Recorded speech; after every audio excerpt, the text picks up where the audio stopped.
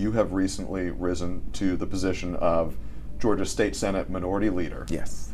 The upcoming session starts in January. Looking ahead to the next session, what are your top priorities? Our top priorities are, from kind of a macro standpoint, is continue to have Georgia be the number one state for business, but also the number one state for families and for people. How do we meld those two together? So the question then becomes, legislatively, how do we do that? Obviously, one of our priorities is going to be Medicaid expansion, which we came close to doing last year. Another top priority will also be child care expenses, and then the third will also be like rent expenses and housing costs. I think those are the three things that matter to Georgians among many things. And so it's not necessarily within that order, but I think those are three things we really want to get our hands around. This is coming at a time when, in the state, Republicans control the governor's mansion, Yes. the lieutenant governor's office, and have majorities in both the state Senate and the state House. How do Democrats navigate through that and try to pursue your own legislative priorities still? Well, one of the things we've been able to do is we have been able to pass legislation. Individual members have been able to pass legislation, and that's always caucus victories. I've been able to pass legislation too. I remember we had hate crimes. We had a great bipartisan effort a few years ago on hate crimes. Just last year, we had a bipartisan effort to try to get Medicaid expansion over the finish line. But it was the first time that the Affordable Care Act had been passed that it actually had a hearing in the state of Georgia. Unfortunately, it didn't pass by one vote, but the fact that we had that hearing, an open hearing, only fell by one vote, we're very encouraged by that, and we think we can take that over the finish line this year. We have done a series for this program for the last 6 months called Voice of the Voter, and we ask kind of a regular, everyday Georgian about what's on their mind looking at the state of politics in Georgia and around the Yes. country. And one of the things we've heard over and over and over again is a frustration with the contentiousness folks see, particularly at the national level. Right. Do you see that here in Georgia politics as well? Fortunately, I really don't see that degree of contentiousness. And I tell people back home all the time, don't get caught up in the national, what you see there. That's not necessarily what's happened on the state level. We do have major arguments at times, but at the same time, I would let people know that we also vote many times together. We also work together, especially in our committees. And those are things that people don't necessarily see. And we talk about the fact that we were able to get the vote on Medicaid expansion. That had to be a bipartisan effort. And so there are many things that we work on bipartisan. But I would tell the people of Georgia, I know kind of what you see on the national level. That's not quite what happens on the state level. I think we actually try to work together a lot more than what you see. So kind of tune in sometimes and watch us. And I think you'll probably see a better process, one you probably be proud of, quite frankly. That's an interesting thing to say now, in particular, because Georgia has become Yes. a real national focal point, Right. a real national battleground state. What do you see as Georgia's role in the national political landscape now? As one of the fastest growing states, also a very diverse state, I think we have a huge role as far as the nation is concerned. And that role will be one to actually show, number one, how diversity can work, how you can be a diverse population and really work together as one community. And also by the same token, we talk about diversity, it's not just racial diversity, we're talking about diversity from income levels. And so how can we actually meld those together? And that's why I kind of started off saying, yes, we're proud of the fact the number one state to do business, but how do we also make it the number one state for people? How do we get our child care costs down? How do we actually do Medicaid expansion? How do we do these things and also keep our business interests there too? That's the question mark. And I think if we can lead that, then we'll lead the nation. There are going to be people who hear you say that, and some folks, of course, have different political views, and they'll say, I don't support these legislative priorities. There are going to be people, too, who hear you say that, and they think these legislative priorities sound good. Talking about bipartisanship sounds good, but when you get down to brass tacks politics, Democrats are in a position of relative weakness compared to Republicans here in the state. How do you actually get this stuff done? We always want to make sure we get our bills passed. We want to make sure that happens. We want to get these big things that we're talking about passed. And while we're trying to do that, one of the things that will take place is we're going to bring that conversation more to the people of Georgia. So if we're not successful, and we hope to be successful, and our number one goal is to get these measures passed, make no mistake about that. But at the same time, the key also is going to be that now the people of Georgia, we think, are going to hear a lot of alternatives and say, these are things that we agree with, and we'd like to see them go forward.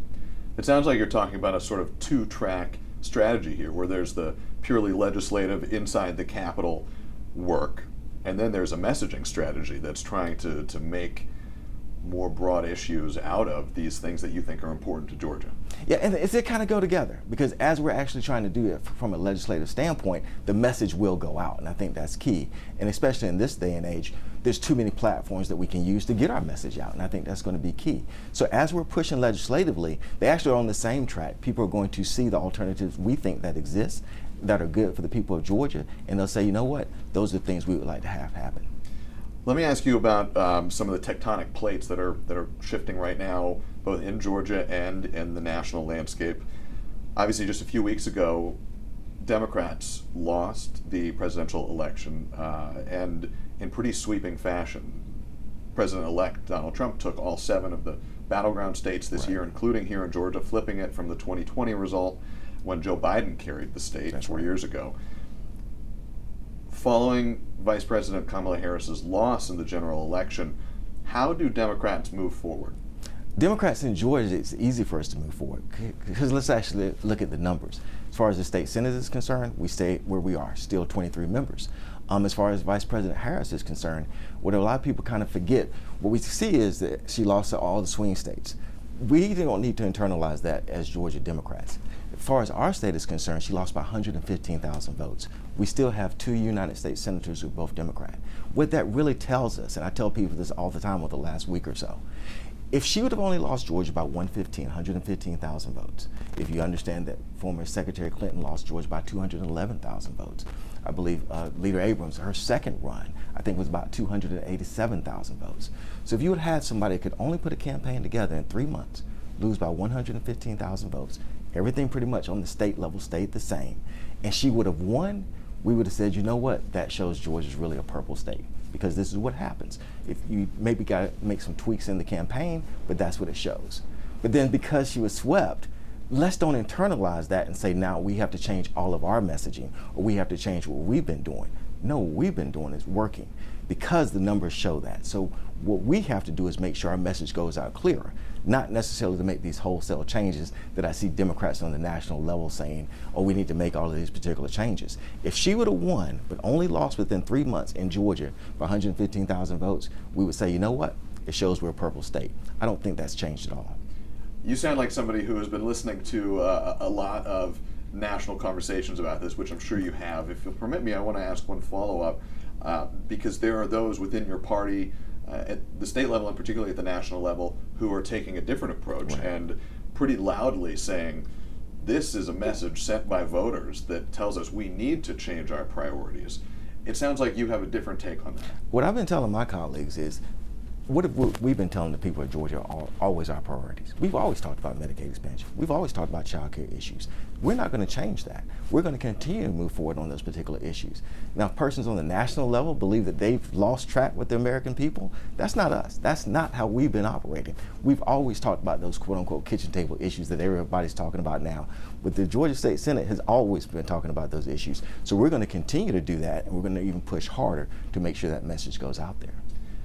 My last question is sort of on this topic, but your answers have jogged my mind a little bit, because there has been some tension when inside of the Georgia State Democratic Party as well.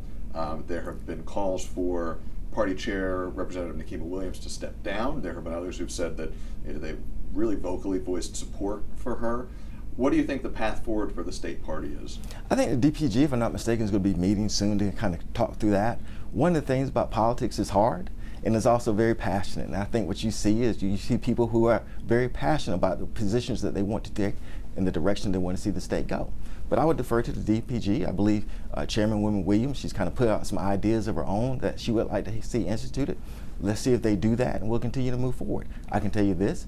She's always been a hard worker, and I can tell you also that the DPG has always been something we can count on. At the same time, if they decide that they need to go in another direction, that's a decision for them to make. I can tell you this, from the standpoint of the Georgia State Senate Democratic Caucus, we're going to continue to move forward in the direction that we've always moved forward, and that's in the direction to make sure the people of Georgia are taken care of. It feels now like campaign season kind of never ends. It never ends. In America and in Georgia. Yes. And you say that as somebody who's been in political life for some time now. 2024 was a big year. Right. 2026 will be a big year in our state as well. What role will state Senate Democrats play in looking ahead to that pivotal election year? I think the role that we're going to play is one we've always played, but I've been telling the caucus when we've got to be on the forefront of is really pushing democratic issues, because it really, to me, it comes through the Georgia State Senate, because that's where people are going to see legislatively how this works. We're going to talk about messaging and things of that nature, but we're also going to make sure we have legislation that we're pushing, that people can say, this is something I can get behind. We have to be the leaders to do that, and that's what I think you'll see us do. I feel a lot of local pride coming from you.